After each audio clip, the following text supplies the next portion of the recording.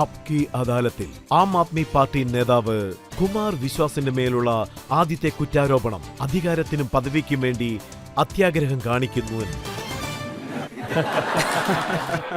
കുമാർ, താങ്കളുടെ പാർട്ടി ആൾക്കാർ എന്താണ് പറയുന്നതെന്ന് വെച്ചാൽ രാഷ്ട്രീയത്തിൽ വരുന്ന സമയത്ത് താങ്കൾ ഒന്നും വേണ്ടെന്ന് പറഞ്ഞാണ് വന്നതെന്ന്. അതായത് കസേരയും വേണ്ട, പദവികളും വേണ്ട, CM-ഉം വേണ്ട, PM-ഉം വേണ്ടെന്ന്. പക്ഷെ രാജ്യസഭ കിട്ടിയില്ലെന്ന് പറഞ്ഞ് താങ്കൾ ദേഷ്യപ്പെട്ടെന്ന് സത്യം? ഞാൻ അങ്ങനെ പറഞ്ഞൊന്നല്ല വന്നത്. 12 വർഷത്തെ പോരാട്ടത്തിന്റെയും 7 വർഷത്തെ പോരാട്ടത്തിന്റെയും ഫലമെന്നോണം 30 ദിവസത്തിന് മുന്നേ കോൺഗ്രസിൽ നിന്ന് പുറത്തു വന്ന ഗുപ്താജിക്ക് കിട്ടണമെന്നേ ഉണ്ടായിരുന്നുള്ളൂ. പിന്നെ രണ്ടാമത്തെ കാര്യം എന്താണെന്ന് വെച്ചാൽ, ആദ്യമായിട്ടാണ് സർക്കാരിൻ്റെ അടുത്ത് നിന്ന് വിട്ടുനിൽക്കുന്നത്. അപ്പോൾ 19 നിയമസഭാ അംഗങ്ങളുടെ പിന്തുണ എനിക്കുണ്ടായിരുന്നു. മാത്രമല്ല, ഈ കാര്യം മുഖ്യമന്ത്രി തന്നെ തുറന്നു പറഞ്ഞിട്ടുള്ള ഒന്നാണ്. ഞാൻ അപ്പോഴും പറഞ്ഞതാ ഞാൻ ഈ സ്ഥാനത്തിന് വേണ്ടിയൊന്നുമല്ല വന്നതെന്ന്. പിന്നെ ഞാൻ എപ്പോഴും നമ്മുടെ പ്രശസ്ത കവി പവാർ അദ്ദേഹത്തിന്റെ കവിത പാടാറുണ്ട്. അതായത്, രാഷ്ട്രീയത്തിലെ പറക്കും തളിക എന്റെ മുന്നിൽ കാലിയായി തിരിച്ചു വന്നു. എന്റെ സ്വാർത്ഥതയ്ക്ക് വേണ്ടി ഞാൻ ഒരു കാലത്തും സമ്പാദിച്ചിട്ടില്ല. ഈ കാര്യം രാജ്യസഭയുമായി ബന്ധമുള്ളതല്ല. ആക്ച്വലി രജത് സർ, കഴിഞ്ഞ 7 മാസമായിട്ട് ഞാനൊരു ബലിയാടായിട്ടായിരുന്നു നിന്നിരുന്നത്. ഈ മഹിഷ്മതിയിലെ ശിവകാമി ദേവിക്ക് ഒരു പേരമകനുണ്ടായിരുന്നില്ലേ? അവർ ഓരോ തവണയും പുതിയ പുതിയ കട്ടപ്പയെ കൊണ്ടുവന്ന് എന്നെ പോലുള്ളൊരു ബാഹുവിനെ കൊല്ലുകയാണ്. പക്ഷെ ഇത് സത്യമാണ്. താങ്കൾ പറഞ്ഞിരിക്കുന്നു ഓരോ കല്യാണത്തിലും വധുവിന്റെ തോഴിയായിട്ട് നിൽക്കുന്നു, പക്ഷെ വധു ആകാനുള്ള ചാൻസ് കിട്ടിയില്ലെന്ന്. ഞാൻ എപ്പോഴും പറയാറുണ്ട്, അതായത് ഞാൻ വധുവിന്റെ കൂടെ ഇരുന്ന് സച്ചിനെ പോലെ കളിക്കാറുണ്ട്. പക്ഷെ മാച്ച് ഫിക്സിങ്ങിന് വേണ്ടി വേറൊരു രാജ്യത്തിനെ കൂടെ തോൽക്കുന്നത് ഞാൻ ഒരിക്കലും താല്പര്യപ്പെടുന്നൊന്നല്ല. അതിലെനിക്കൊട്ടും താല്പര്യമില്ല സാർ. ആയിരക്കണക്കിന് അല്ലെങ്കിൽ ലക്ഷക്കണക്കിന് ജനങ്ങൾ എന്നിൽ വിശ്വസിക്കുന്നുണ്ട്. അവരൊരിക്കലും എനിക്ക് ചതിക്കാൻ പറ്റില്ല സാർ. അവർക്ക് വേണ്ടി സംസാരിക്കുന്നതുകൊണ്ട് എനിക്ക് ശിക്ഷ കിട്ടിയേക്കാം. താങ്കളുടെ സങ്കടം ഇതല്ലേ? ഞാനൊരു ഓഡിയോ ക്ലിപ്പും കേട്ടിരുന്നു. അതിലെന്താ പറഞ്ഞിരിക്കുന്നത് വെച്ചാൽ 3 പേരാണ് പാർട്ടിയെ ഉണ്ടാക്കിയത്. പക്ഷെ ഒരാൾ CM ആയി, മറ്റൊരാൾ ഡെപ്യൂട്ടി CM ആയി. എനിക്കെന്ത് കിട്ടിയെന്ന്? അല്ല, ഇത് എപ്പോൾ നടന്ന സംഭവമാണെന്ന് വെച്ചാൽ ലോക്സഭയിൽ എന്നെ അപമാനിക്കണമെന്ന് വിചാരിച്ചപ്പോൾ നടന്നതാണ്. 40 വർഷമായിട്ട് എൻ്റെ കൂടെയുള്ള ഒരു ഫ്രണ്ടുണ്ട്. അദ്ദേഹത്തിൻ്റെ അളിയനാണ് ഇതൊക്കെ റെക്കോർഡ് ചെയ്തത്. അതുവരെ ഈ കാര്യങ്ങളൊന്നും എനിക്ക് അറിയില്ലായിരുന്നു. ഞാൻ പുറത്ത് സംസാരിക്കുന്നതും അകത്ത് സംസാരിക്കുന്നതും ഒക്കെ ഇങ്ങനെ റെക്കോർഡ് ചെയ്യുന്നുള്ള കാര്യം എനിക്ക് അറിയില്ലായിരുന്നു. അതുകൊണ്ടാണ് ഞാൻ പറഞ്ഞത്. അതിലൂടെയാണ് എന്നെ അവർക്ക് അപമാനിക്കാനും കഴിഞ്ഞത്. അതും വർക്കേഴ്സൊക്കെ ഇപ്പോൾ അവർക്ക് നേടിക്കൊടുത്ത ആ അധികാരത്തിലൂടെ. അതില്ലായിരുന്നെങ്കിൽ ഇങ്ങനെ ഒരു അപമാനം എനിക്ക് നേരിടേണ്ടി വരില്ലായിരുന്നു. പിന്നെ എൻ്റെ ഈ വേദന ന്യായമായതാണ് സാർ. ഭാവി കാലത്തിൽ ഞാൻ ഇതിനു വേണ്ടി ഉറപ്പായിട്ടും ശ്രമിക്കും സാർ. എൻ്റെ സുഖദുഃഖങ്ങൾ ഞാൻ പങ്കുവെക്കാറുള്ള എൻ്റെ അടുത്ത സുഹൃത്തുക്കളോട് സംസാരിക്കുമ്പോൾ പോലും ഞാനിപ്പോൾ വളരെ ശ്രദ്ധിക്കാറുണ്ട് സാർ. കാരണം അവർ ഞാൻ സംസാരിക്കുമ്പോൾ റെക്കോർഡ് ചെയ്യാൻ പാടില്ലല്ലോ. ഞാൻ ഇതുവരെ അങ്ങനെയൊന്നും ആരോടും ചെയ്തിട്ടില്ല, ഇനി ചെയ്യുകയില്ല. നോക്കൂ, ഞങ്ങളിപ്പോൾ റെക്കോർഡ് ചെയ്തുകൊണ്ടിരിക്കുകയാണ്. താങ്കൾക്ക് മുന്നിൽ പബ്ലിക്കും ഉണ്ട്, ലോകം മുഴുവനും കണ്ടുകൊണ്ടിരിക്കുകയാണ്. ഒരു കാര്യം താങ്കൾ പറയൂ, താങ്കളെ രാജ്യസഭയിലേക്ക് അയക്കാതിരിക്കാൻ മാത്രം എന്ത് തെറ്റാ താങ്കൾ ചെയ്തത്? ഞാൻ സംസാരിച്ച കാര്യത്തിൽ യാതൊരു തെറ്റും തന്നെ ഇല്ല. അതൊഴികെ ഞാൻ വേറൊരു തെറ്റും ചെയ്തിട്ടുമില്ല.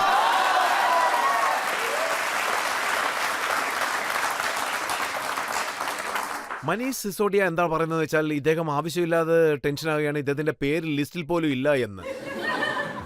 ആക്ച്വലി സർ, പഞ്ചതന്ത്രത്തിൽ എന്താ പറഞ്ഞതെന്ന് വെച്ചാൽ, ചതി ചെയ്യുകയാണെങ്കിലും അത് നല്ല പ്ലാനിങ്ങോടെ ചെയ്യണമെന്ന്.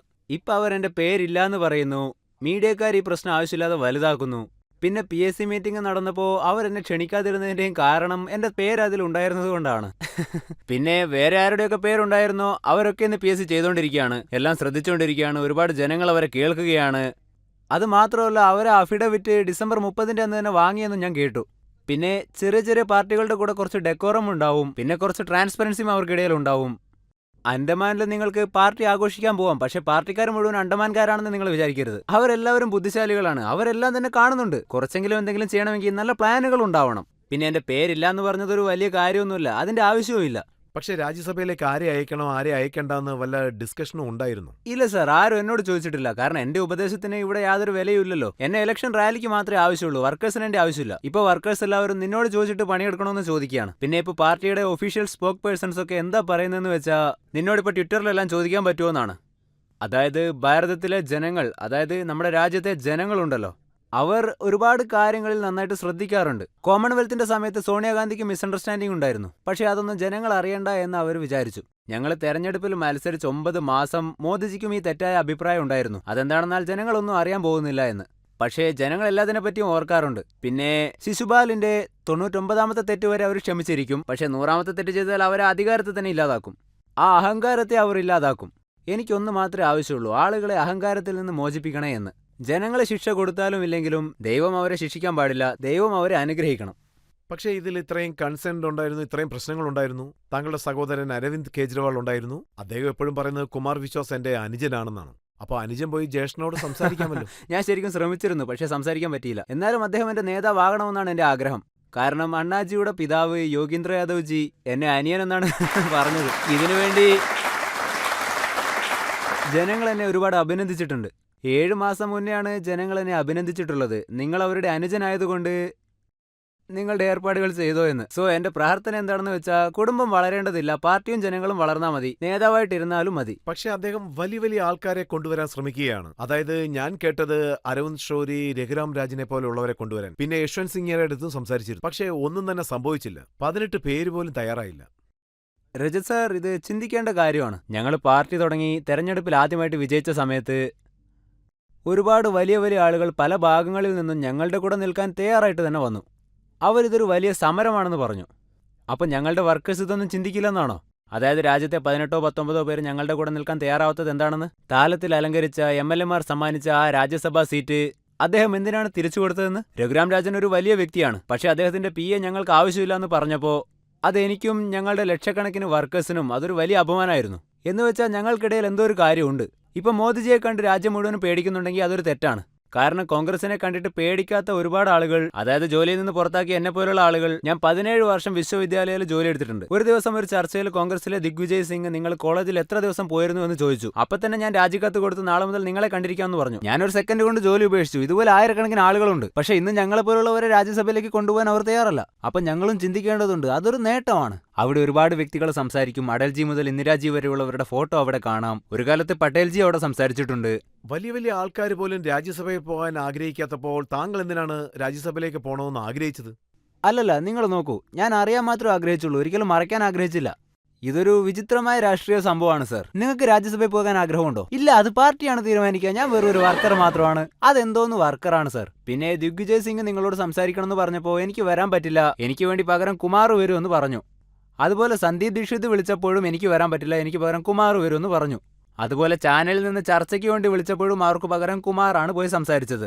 നിങ്ങൾ അകത്ത് നിന്ന് സംസാരിക്കുന്നതിന് പകരം പുറത്തിറങ്ങി ഇവരോട് സംസാരിക്കൂ. സാർ, എന്താ സാർ ഇത്? എന്താണ് ഇവരുടെയൊക്കെ ധാരണ? ഏത് ജോലിയായാലും അവിടെ എത്ര വർക്കേഴ്സ് ഉണ്ടായാലും എനിക്ക് മാത്രം ഇങ്ങനെ നടക്കുന്നു.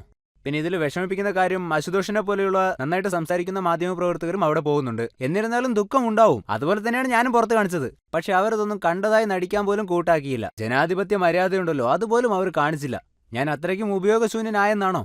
പ്രവർത്തകർ നിരീക്ഷിക്കുന്നുണ്ട്, ജനങ്ങളും നിരീക്ഷിക്കുന്നുണ്ട്. ഇതിനൊരു തീരുമാനം തന്നെ ഇല്ലെന്ന് പറയാം സാർ. ആർക്ക് വേണമെങ്കിലും ഭ്രമത്തിലാവാം ഭൂമിയും അവരുടെ കൂടെ ചുറ്റുമെന്നത്. അതുപോലെ തന്നെ രാഷ്ട്രീയവും അതുപോലെയാണ്. പക്ഷേ MLA മാർ അരവിന്ദ് കെജ്രിവാളെ തെരഞ്ഞെടുത്തപ്പോൾ അവര് പറഞ്ഞത് വജ്രം കൊണ്ടുവന്നിരിക്കുകയാണെന്നാണ്. ഇപ്പൊ രാജ്യസഭയിലേക്ക് 2 വജ്രങ്ങൾ വന്നപ്പോ അതിലൊന്ന് ND ഗുപ്താജി. സാർ, അദ്ദേഹം ഒരു വലിയ വ്യക്തിയാണ്. ഞാൻ MD ഗുപ്താജി അദ്ദേഹത്തിനെക്കുറിച്ച് വായിച്ച സമയത്ത് മനസ്സിലാക്കിയത് അദ്ദേഹം ആം ആദ്മി പാർട്ടി അരവിന്ദ് കെജ്രിവാളിന്റെ ഇൻകം ടാക്സ് കേസസ് ഒക്കെ ഹാൻഡിൽ ചെയ്യുന്ന ഒരു വ്യക്തിയാണെന്നാണ്. നോക്കൂ സാർ, ഞങ്ങളൊരു കലാപം ഉണ്ടാക്കുകയാണെങ്കിൽ അദ്ദേഹം അത് നിഷേധിക്കും. ഞങ്ങൾക്ക് പണം ആവശ്യമില്ല, ഞങ്ങളുടെ പണി തീർന്നു എന്ന് പറയും. തുടക്കകാലത്ത് ഞങ്ങൾ ജനങ്ങളുടെ കൂടെ നിന്നപ്പോൾ ഞങ്ങളുടെ കയ്യിൽ കാശ് അധികമൊന്നും ഉണ്ടായിരുന്നില്ല. സന്തോഷ് കോഹ്ലി കേസിൽ പ്രശസ്തനായ ഒരാളായിരുന്നു. അപ്പോൾ ഞാൻ അദ്ദേഹത്തെ സപ്പോർട്ട് ചെയ്യാമെന്ന് പറഞ്ഞു. അതോടൊപ്പം ഇതേപോലെയുള്ളവർ നിയമസഭയിൽ മന്ത്രിമാരായിട്ടുണ്ടെന്നും അവരെ ഞാൻ സപ്പോർട്ട് ചെയ്യാമെന്നും പറഞ്ഞു. അതേപോലെ ഞങ്ങളുടെ കയ്യിൽ കാശില്ലാത്തപ്പോൾ ഞങ്ങളുടെ കണക്കും കാര്യങ്ങളും നോക്കുന്ന ഈ ഇൻകം ടാക്സിലെ ആളുകളുണ്ടല്ലോ. സോ ഞങ്ങളുടെ കൂടെ ജനങ്ങളുണ്ടായിരുന്നു, വോട്ടേഴ്സ് ഉണ്ടായിരുന്നു, ഒപ്പം വർക്കേഴ്സ് ഉണ്ടായിരുന്നു. പക്ഷേ ഇന്ന് പണം കൂടുന്നു, അത് നോക്കാൻ വരുന്ന ഉദ്യോഗസ്ഥരും കൂടുന്നു, പക്ഷേ ജനങ്ങളുടെ എണ്ണം കുറയുന്നു. സോ നമ്മളാണ് സാർ തീരുമാനിക്കേണ്ടത്. നമുക്ക് ജനങ്ങൾ വേണോ, നമുക്ക് വോട്ട് വേണോ, നമുക്ക് വർക്കേഴ്സ് വേണോ, അതല്ല കാശ് തരുന്നവർ വേണോ, അതിന്റെ കണക്ക് നോക്കുന്നവർ വേണോ എന്ന് ഇതൊക്കെ നമ്മൾ തീരുമാനിക്കണം. ഇപ്പോൾ ജനങ്ങൾ ആം ആദ്മി പാർട്ടിക്ക് സംഭാവന നൽകാത്തതുകൊണ്ട് സുശീൽ ഗുപ്തയെ പോലുള്ള 20 കോടി ആസ്തിയുള്ളവരെയൊക്കെ താങ്കൾ കൊണ്ടുവന്നെന്ന് കേട്ടു. അല്ല, കാശ് കൊടുത്തില്ല എന്ന് വെച്ച് ഇങ്ങനെയൊക്കെ ചെയ്താൽ എങ്ങനെയാ? അതായത് വീട്ടിൽ പട്ടിണി കിടക്കുകയാണെന്ന് വെച്ച് നമ്മുടെ കിഡ്നി വിൽക്കാൻ പറ്റില്ലല്ലോ. അല്ല, നിങ്ങൾ പറ, പട്ടിണി കിടക്കുകയാണെന്ന് വെച്ച് നിങ്ങളൊക്കെ കിഡ്നി വിൽക്കാൻ പോകാറുണ്ടോ? അല്ലെങ്കിൽ ഹൃദയം വിൽക്കുമോ? അല്ലെങ്കിൽ നിങ്ങളുടെ ആത്മാവിനെ നിങ്ങൾ വിൽക്കുമോ? സോ എനിക്ക് എന്താ തോന്നുന്നതെന്ന് വെച്ചാൽ ഞങ്ങൾ സത്യത്തിന് വേണ്ടി പോരാടുന്നവരാണ്. എനിക്ക് ജസ്റ്റിഫിക്കേഷൻ കിട്ടാറില്ല. പക്ഷെ അദ്ദേഹം ജസ്റ്റിഫിക്കേഷൻ നൽകിയല്ലോ, നിറയെ ചാരിറ്റബിൾ എഡ്യൂക്കേഷൻ ഇൻസ്റ്റിറ്റ്യൂഷൻ ഒക്കെ നടത്തുന്നുണ്ടെന്ന്, പിന്നെ വിദ്യാഭ്യാസ മേഖലയിൽ നല്ല കാര്യങ്ങളൊക്കെ ചെയ്യുന്നുണ്ടെന്ന്. ഞാനും അത് അന്വേഷിച്ചു സർ. ഇത്രയ്ക്കും മഹാന്മാരെയും സമൂഹ സേവകരെയും ഞാൻ എങ്ങനെ മിസ് ചെയ്തു എന്ന്. അപ്പൊ എനിക്ക് അറിയാൻ കഴിഞ്ഞത് നമ്മുടെ നാട്ടിലെ പ്രൈവറ്റ് സ്കൂളുകളിലൊക്കെ ലക്ഷക്കണക്കിനാണ് ഫീസ് എന്നതാണ്. അതും ഡോളേഴ്സിൽ വാങ്ങാറുണ്ട്, യൂറോസിലും വാങ്ങാറുണ്ട്.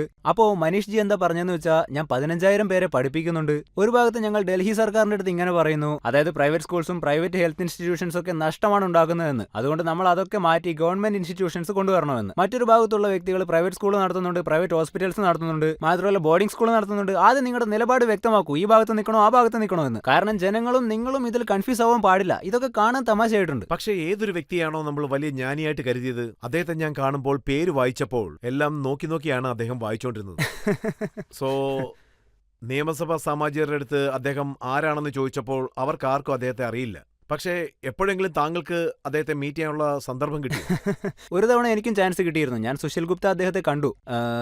രാഷ്ട്രീയത്തിൽ മോത്തിനഗർ മണ്ഡലത്തിൽ കോൺഗ്രസിനെതിരായിട്ട് അദ്ദേഹം മത്സരിച്ചിരുന്നു. അവിടെ ഞാൻ ഞങ്ങളുടെ സ്ഥാനാർത്ഥി ചാന്ദനാജിക്ക് വേണ്ടി പ്രചാരണത്തിന് പോയിരുന്നു. അപ്പോൾ ഞങ്ങളുടെ കയ്യിൽ കാശില്ല. അപ്പോൾ ചെറിയൊരു സ്റ്റേജ് കെട്ടി കയ്യിൽ മൈക്കും പിടിച്ചുകൊണ്ട് ഞാൻ ജനങ്ങളോട് സംസാരിച്ചുകൊണ്ടിരിക്കുകയായിരുന്നു.